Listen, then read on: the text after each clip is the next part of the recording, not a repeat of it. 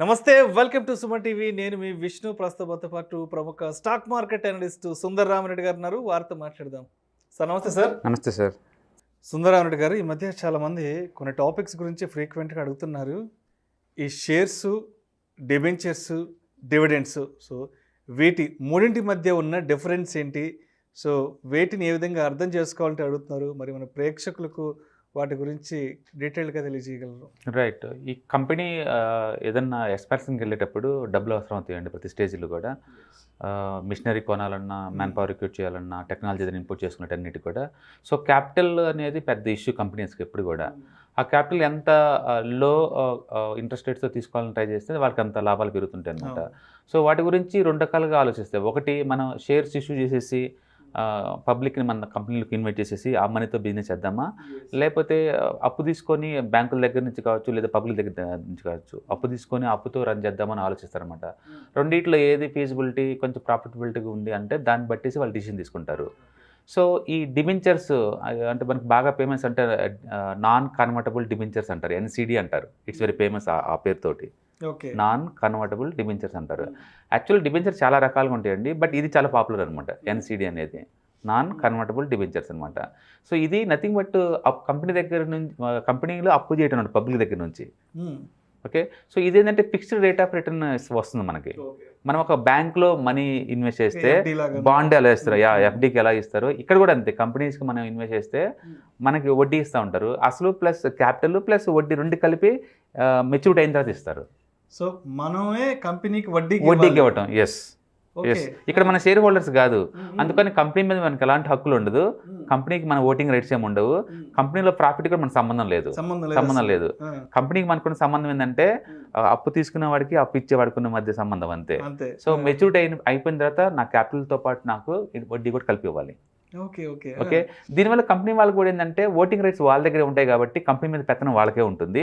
అదే టైంలో వాళ్ళకి కావాల్సిన క్యాపిటల్ దొరుకుతుంది అనమాట. అందుకని మ్యూచువల్ బెనిఫిట్ వస్తుంది. ఇవాళ రేపట్లో మార్కెట్ బాగా వాలటిలిటీ వస్తుంది కదా, అందుకని పబ్లిక్ కూడా ఏంటంటే ఫిక్స్డ్ ఇన్కమ్ చూస్తున్నారు. కానీ బ్యాంకుల్లో ఇన్వెస్ట్ చేస్తే 4% కన్నా ఎక్కువ రాదు. ఇన్ఫ్లేషన్ కంటే చాలా తక్కువ. ఇన్ఫ్లేషన్ 6% రన్ అవుతుంది బయట. అందుకని ఈ టైంలో బ్యాంకులో పెట్టేసి మళ్ళీ లాకింగ్ చేసుకుని 4 years 5 years పెద్దగా రావట్లేదు. అలాంటి వాళ్ళకి ఏంటంటే ఆల్టర్నేటివ్ ఏంటంటే ఇలాంటివి బాగా కలిసి వస్తాయి అనమాట. ఇలాంటి దీన్ని NCDs అంటారు. ఎక్కువ finance companies, housing finance companies ఇలాంటి ఫ్రీక్వెన్సీకి వస్తుంటాయి మార్కెట్లోకి.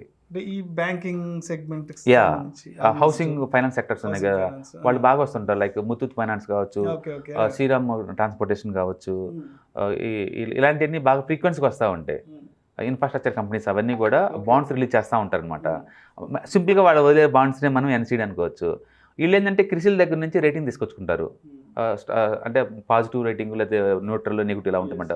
వాళ్ళు AAA+, B+ ఇలా రేటింగ్ ఇస్తారు. వాళ్ళు బేస్డ్ ఆన్ ద రేటింగ్ బట్టి మనకి వాళ్ళ క్రెడిట్ హిస్టరీ తెలిసింది. అంటే ఇంటర్వ్యూలో పే చేశారా, పాతవి లేదా అనేది.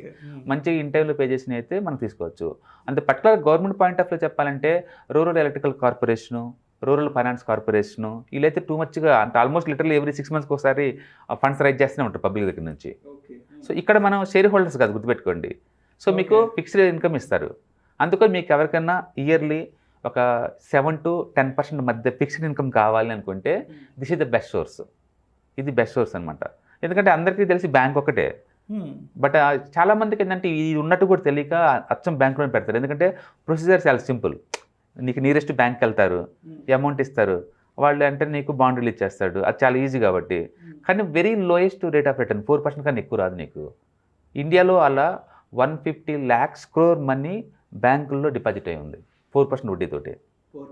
ఎందుకంటే వాళ్ళకి తెలియదు ఇది ఈ డిబెంచర్స్ గురించి చాలామంది తెలియదు అనమాట. సో అయితే ఇప్పుడు నాకు ఒక డౌట్ వచ్చింది. ఫర్ ఎగ్జాంపుల్ నేనే ₹1 కోటి తీసుకెళ్ళి మీరు చెప్పినట్టు సో అండ్ సో ఆర్గనైజేషన్కి అప్పుకి ఇద్దాం అనుకుంటున్నాను. సో ఏంటి అసలు దానికి ప్రొసీజర్ ఎలా? ఒక IPOకి ఎలాంటి ప్రొసీజర్ ఉంటుందో దీనికి కూడా అంతే ప్రొసీజర్ ఉంటుంది. వాళ్ళు సెబీ దగ్గర పర్మిషన్ తెచ్చుకోవాలి. అది సీక్రెట్గా ఇద్దరిని పిలిచి ఇచ్చేది కాదండి అప్పు తీసుకోవడం అంటే. ఇట్స్ లుక్ లైక్ IPO అంతే. మీరు అప్లై చేసుకోవాలన్నా సరే వయా మీ బ్రోకర్ ట్రేడింగ్ అకౌంట్ ద్వారా ఈ NCDకి అప్లై చేసుకోవాలా. ఎన్సిడికి అప్లై అప్లై సో చేసుకోవాలి. అంతేగాని నా దగ్గర ఒక 50 లక్షల కోటి రూపాయలు నేను తీసుకెళ్లి స్టూడెంట్స్ ఆర్గనైజేషన్కి అప్పిస్తాను, దాని మీద ఎంత కొంత వడ్డీ తెచ్చుకుంటాను. పేపర్లో వాళ్ళు యాడ్ ఇస్తారు, ఐపీఓ ప్రాసెస్ అలా ఓపెన్ చేస్తారు, మన ట్రేడింగ్ అకౌంట్ నుంచి అప్లై చేస్తాము, వాళ్ళు ఓకే అంటే ట్రేడింగ్ అకౌంట్లో నుంచి అమౌంట్ కట్ అవుతుంది నీకు, ట్రేడింగ్ అకౌంట్ ఆటోమేటిక్ నీ డిమాట్ అకౌంట్ డిపాజిట్ అవుతుంది. సూట్ కేసు డబ్బులు అలా తీసుకెళ్ళి కుదరదండి, అలా ఫిజికల్ గా ఏముండదు. ఏముండదు. పైగా వీటిని స్టాక్ మార్కెట్ లిస్ట్ చేస్తారు స్టాక్ లాగానే. నీకు డబ్బులు అర్జెంట్గా అవసరం అయితే వేరే వాళ్ళు కమ్మేసుకొని తీసుకెళ్ళిపోవచ్చు అండి. లిక్విడిటీ తక్కువ ఉంటుందని తప్ప అదర్వైజ్ లైక్ స్టాక్లోనే ట్రేడ్ అవుతూ ఉంటుంది స్టాక్ మార్కెట్లో డిబెంచర్స్ కూడా. సో కాకపోతే డెట్ ఇది కంపెనీలో ప్రాఫిట్ సంబంధం లేదు. ఇంకా దీంట్లో స్పెక్యులేషన్ ఏమి ఉండదు, దీంట్లో స్పెక్యులేషన్ ఏమి ఉండదండి. And it's very leading financial అనమాట. ఇది కంపెనీకి కావాల్సిన రిక్వైర్మెంట్స్కి ఇది ఒక లీడింగ్ వే అనమాట టు రైజ్ ద ఫండ్స్. అంటే ఇప్పటికీ ఇలాంటి ప్రొసీజర్ జరుగుతుందా బయట? ఈ డిబెంచర్స్ ఏదైతే లిటరల్లీ మంత్లీ 4 to 5 కంపెనీస్ వస్తూనే ఉంటుంది స్టాక్ మార్కెట్కి.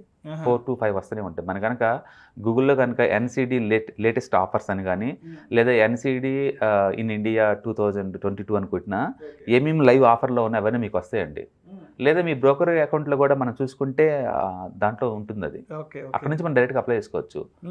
ఎక్కువ ఎడల్వైజ్ ఫైనాన్స్ కావచ్చు, లేకపోతే ముత్తూట్ ఫైనాన్స్ కావచ్చు, శ్రీరామ్ ట్రాన్స్పోర్టేషన్ కావచ్చు, అప్పుడప్పుడు రిలయన్స్ ఇలాంటి పెద్ద పెద్ద కంపెనీస్ కూడా ఫండ్స్ రైజ్ చేస్తూనే ఉంటాయి. వాళ్ళకి అర్జెంట్ కావాలంటే వాళ్ళకి ఇది ఒక one way of raising the finance అనమాట. ఒకవేళ నాకు వడ్డీ ఇవ్వటం ఇష్టం లేదనుకోండి, అప్పుడు రైట్ ఇష్యూ అంటారు. అంటే ఎగ్జిస్టింగ్ షేర్ హోల్డర్కి కొన్ని స్టాక్స్ రిలీజ్ చేస్తాను తక్కువ రేట్ తోటి, నేను ఫండ్స్ కలెక్ట్ చేస్తాను, దాన్ని రైట్ ఇష్యూ అంటారు కంపెనీ ఫండ్స్ కావాలంటే.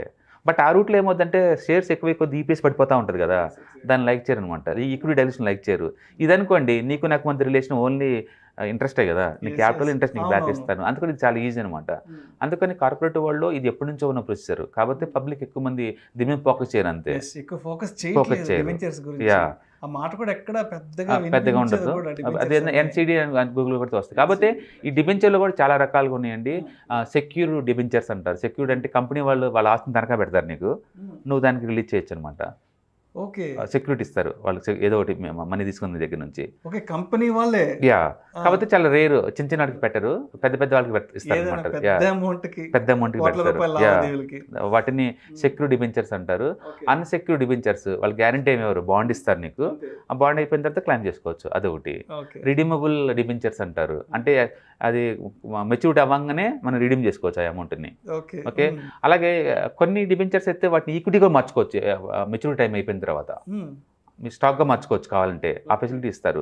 బట్ అన్నిటికంటే ఈ NCD famous, non convertible debentures famous. అంటే అప్పు నేను తీసుకున్న అంతవరకు మధ్య సంబంధం, మెచ్యూరిటీ అవ్వగానే నీ మనీ క్యాపిటల్తో సహా ఇంట్రెస్ట్ పే చేస్తాను. అవి చాలా ఫేమస్ కాబట్టి ఆ డిబెంచర్స్ని మనం ఎన్సిడి అంటాం, సింపుల్గా నాన్ కన్వర్టబుల్ డిబెంచర్స్ అంటాం.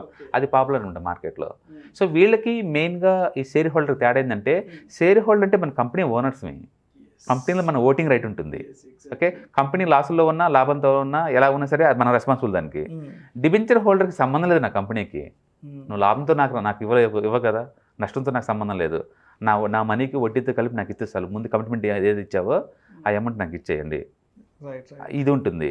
అయితే ఇప్పుడు ఈ మార్కెట్ ఫ్లక్చుయేషన్స్, వోలటాలిటీ సంబంధం లేదు, డిబెంచర్స్ మీద ఇంపాక్ట్ సంబంధం లేదు, అసలు షేర్ల మీద పడినట్టు సంబంధం లేదు. వాళ్ళు డెట్ ఫండ్స్, అవి నాకు సంబంధం లేదు అవన్నీ. డెట్ ఫండ్స్ అంతే, నాకు నా మనీ నాకు కావాలి అంతే. సో అందుకని ఏజ్ రాంగ్ సైడ్ ఉన్నా, రిటైర్మెంట్ దగ్గరలో ఉన్నా, లేదా రిటైర్మెంట్ అయినా ఆ టైంలో ఈ స్టాక్ మార్కెట్ వాలటిలిటీ ఇంత హెడేక్ పెట్టుకోకూడదు ఎవరైనా సరే. టెక్స్ట్ బుక్ ఎగ్జాంపుల్ ఏం చెప్తుంది అంటే, ఇన్వెస్ట్మెంట్ అంటే స్టాక్ మార్కెట్ మెంట్ for long term wealth creation, short term కాదు, it's long term. Long term అంటే 1 year to 5 years మినిమం ఉండేలాగా ఉంటేనే స్టాక్ మార్కెట్ అండి. షార్ట్ టర్మ్ అయితే మాత్రం డెట్ ఫండ్సేనండి.